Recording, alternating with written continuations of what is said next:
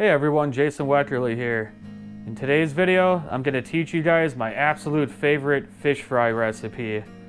You can use this recipe with any white-fleshed fish. Today we're having walleye for dinner, but you can use it if you're cooking panfish, cod, pollock, northern pike, whatever you like to eat. But I'm going to teach you guys the step-by-step process, everything you need to do to make this delicious fish fry recipe. Let's get started. Alright, the first step to this process in this recipe is you want to have your fillets ready, and most of the time if you freeze them, you'll freeze them in water, but they always seem to be really wet, and you don't want them to be wet when you're frying fish. As you guys probably know, water and hot oil don't mix, they combust, and if you have too much water on your fish fillets, it can tend to make them overcook too quickly and dry out. So I just take paper towel and lay it down on my kitchen counter or a cutting board, and I like to dry those fillets off as good as I can before starting my fish fry process.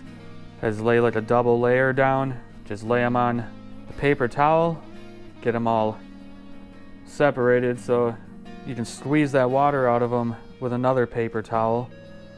I like to chop my walleye fillets up into smaller pieces, or my pike fillets, any larger fish, because it helps them cook better. It helps the batter, like the ratio batter to meat is a lot better when you're not cooking fillets that are so thick. Sometimes you can tend to undercook them if they're too thick and they'll be mushy. So if you have thick fillets, cut the fillets in half, make them thinner.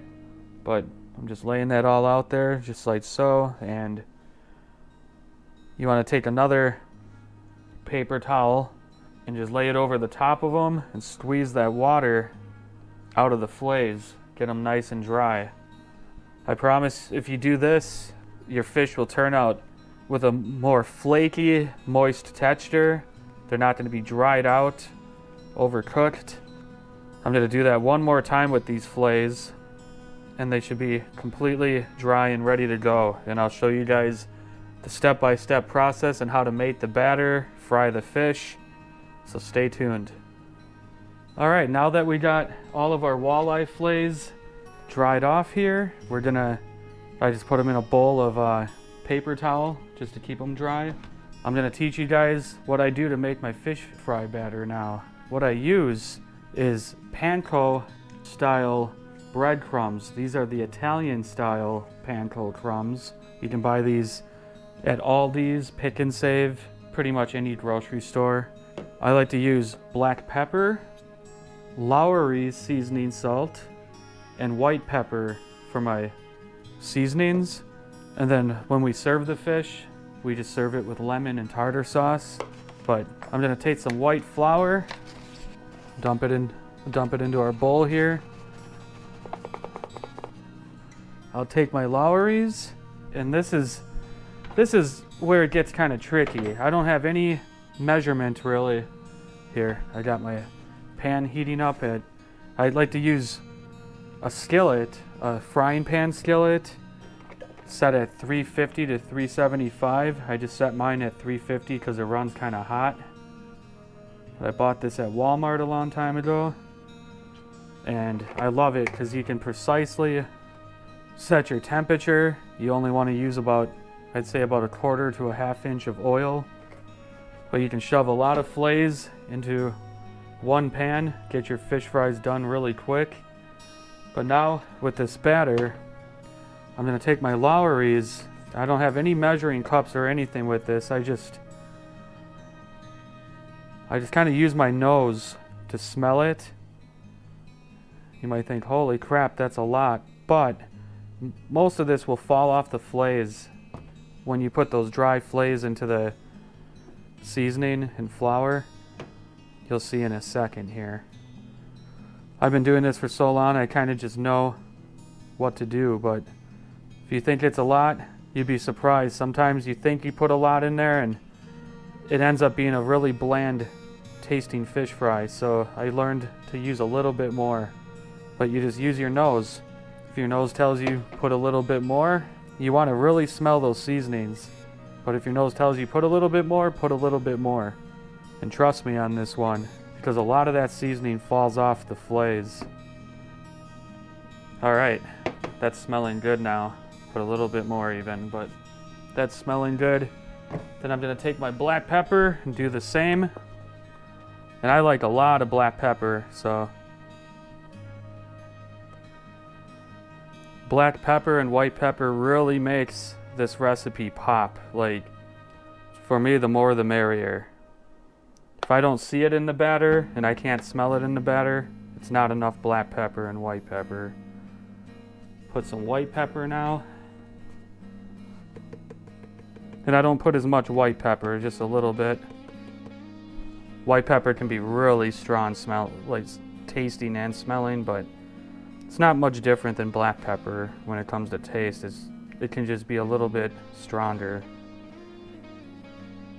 Smells perfect. If you can smell those spices, that pepper, you know you're doing a good job with the batter. So we got that all made now. I'll put that over here. All right, our oil is heating up. You want to take a little bit of milk.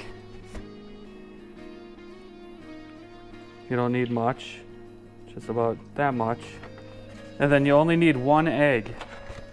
I mean, if you're using really big fillets, 2 eggs, but I chop my fillets down into smaller pieces, but just 1 egg.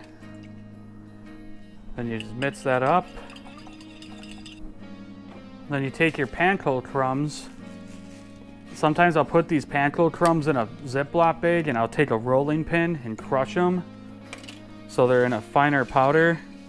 These ones aren't too bad, but I'll still take my hand and just crush them up down into the finest powder possible. And I have these bowls laid out in the exact order that you're gonna put your fillets in before it goes into that grease.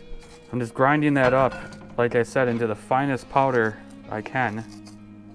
All right, and now we're gonna test our oil. And the way I do that is you just take a drop of water. That's not quite ready yet, but once it's ready, it pops. What I like to do is I like to fillet the cheeks out of my walleyes. I have another video showing you guys how to fillet a walleye, the step-by-step process how to do that. I'll leave that link in the description down below.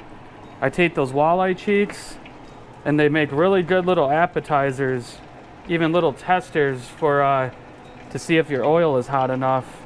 You just batter those up.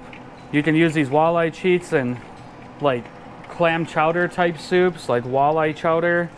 You can eat them like finger food, like little appetizers. I've seen people do all sorts of things with walleye cheeks. You guys can see in the oil there, that oil's popping perfectly. But I'm gonna get these fish all battered up and into the deep fryer.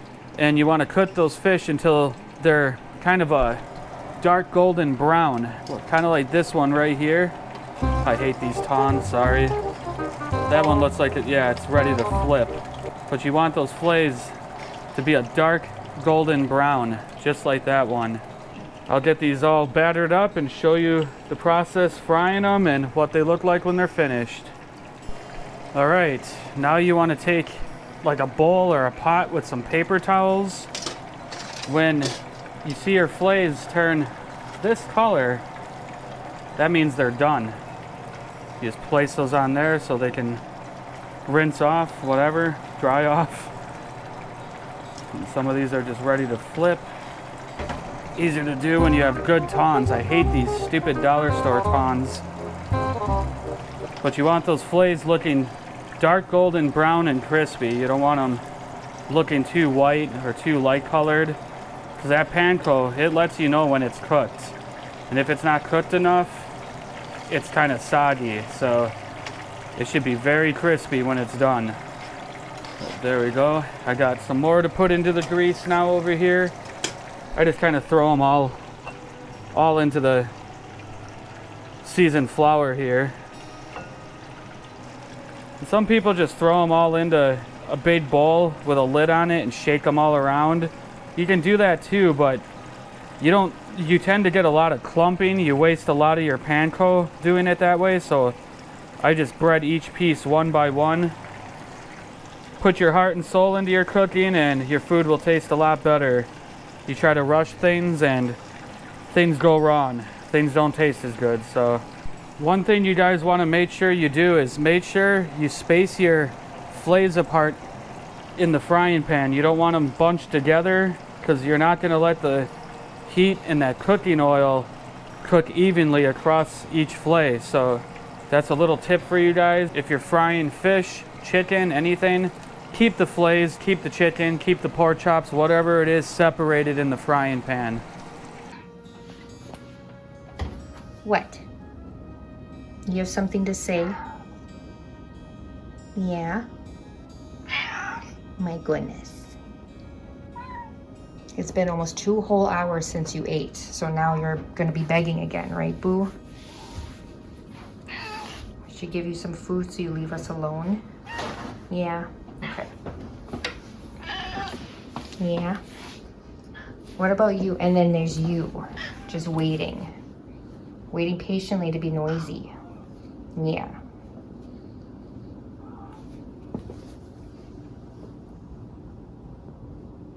All right, everyone, we just completed frying up all our fish and we're about to have dinner now. And this fish is looking absolutely fantastic. We're gonna have it with some macaroni salad from Aldi's. They make very good macaroni salad and very good potato salad as well. If you're ever at Aldi's, pick some up. But I got some lemon herb tartar sauce by Kraft here. Have some lemon peels, and we're just gonna dig in.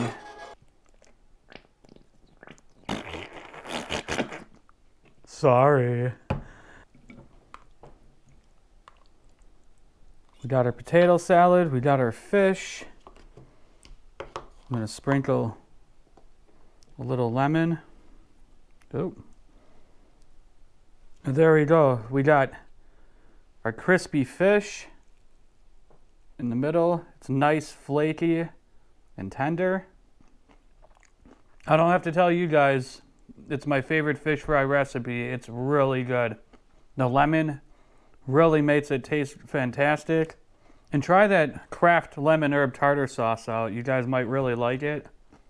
But this is fantastic. Definitely try this recipe out if you never have before. And you're not gonna disappoint anyone who comes to your house and has a fish fry. I'm gonna dig in. If you guys like this video, subscribe to my page, hit the like button, check out more of my videos.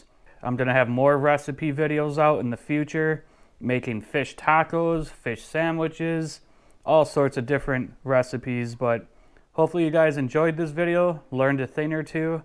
Good luck fishing.